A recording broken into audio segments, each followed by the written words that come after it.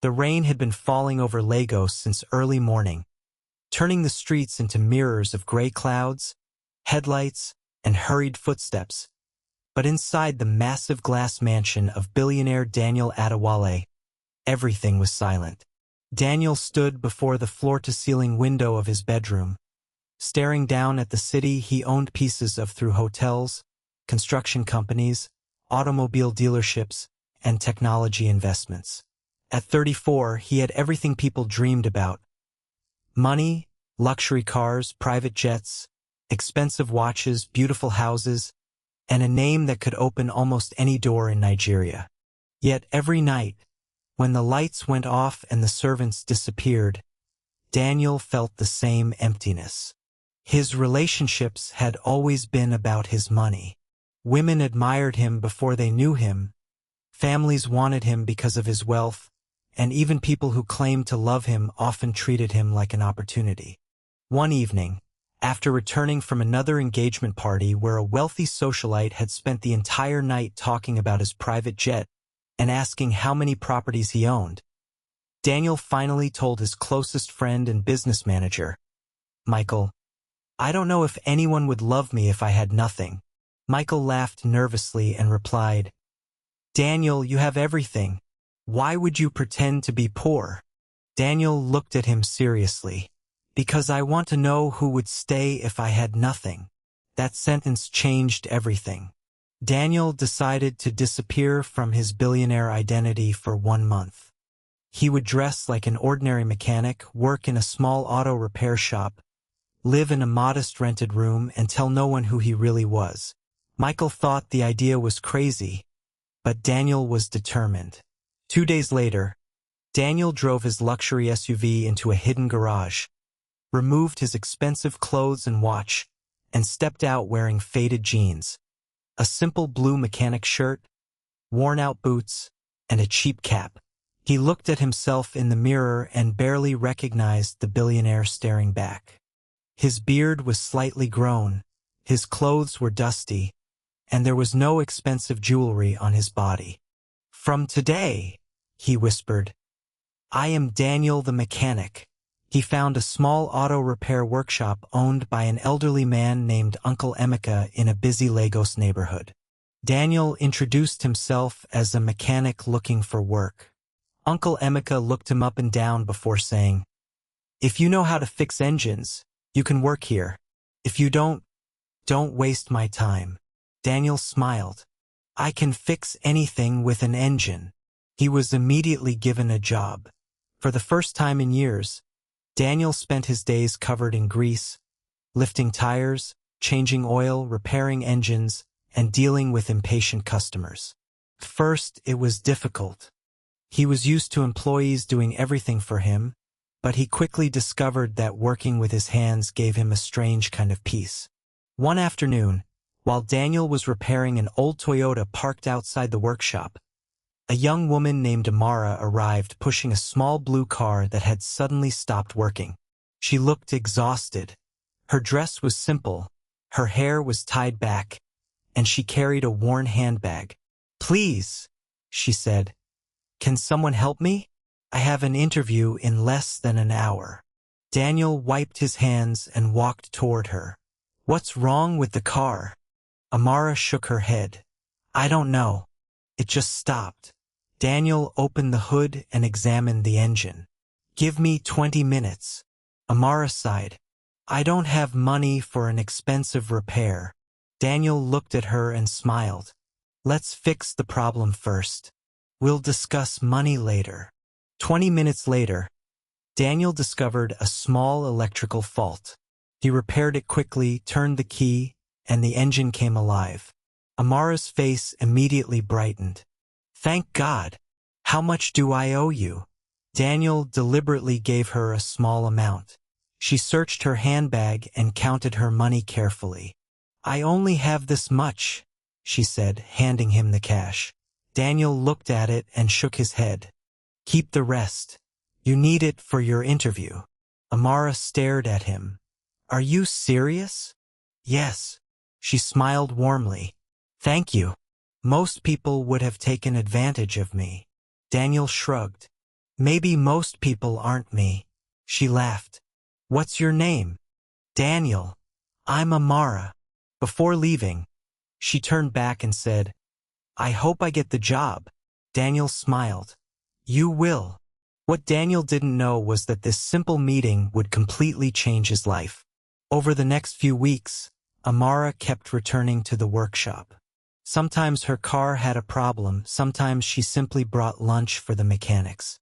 Daniel learned that she worked as a junior accountant for a small company and supported her widowed mother and younger brother. She lived in a modest apartment and struggled financially, but she never complained.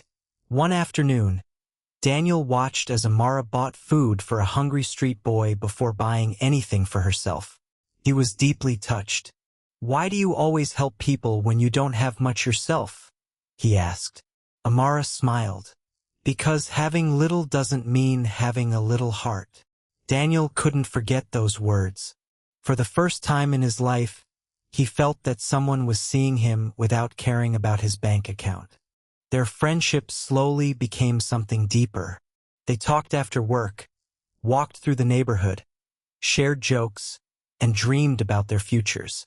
Daniel told Amara that he wanted to build something meaningful someday, but he never mentioned his billions. Amara told him she wanted a peaceful life, a loving husband, and a home where nobody had to pretend.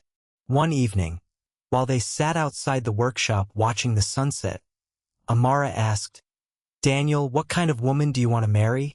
Daniel looked at her.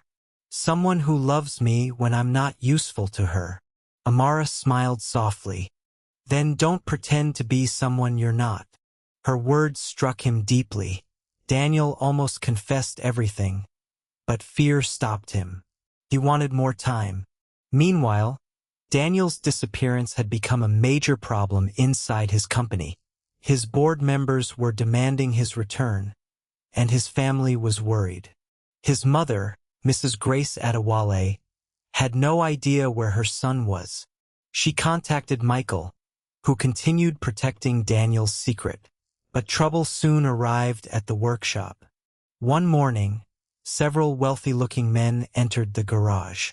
They were led by Victor, Daniel's cousin and business rival, who had discovered rumors that Daniel was hiding somewhere in Lagos. Victor wanted control of Daniel's company and had been waiting for an opportunity. He looked around the workshop and sneered. We're looking for Daniel Adewale. Uncle Emeka shook his head. Nobody like that works here. Victor's eyes moved toward Daniel, who was repairing an engine. What about him? Daniel kept his head down. That's just Daniel, our mechanic. Victor laughed. A billionaire would never dress like that. They left, but Daniel realized his secret might not remain safe forever. That same evening, Amara noticed Daniel was unusually quiet. What's wrong? She asked. Daniel replied, I'm afraid that when people know the truth about me, everything will change. Amara held his hand. If someone truly loves you, the truth won't change their heart. Daniel looked at her and knew he could not continue lying. He decided to tell her the truth the following weekend. But before he could, Amara received an invitation to a major charity event hosted by Adewale Holdings. She was attending because her company had been invited as a business partner.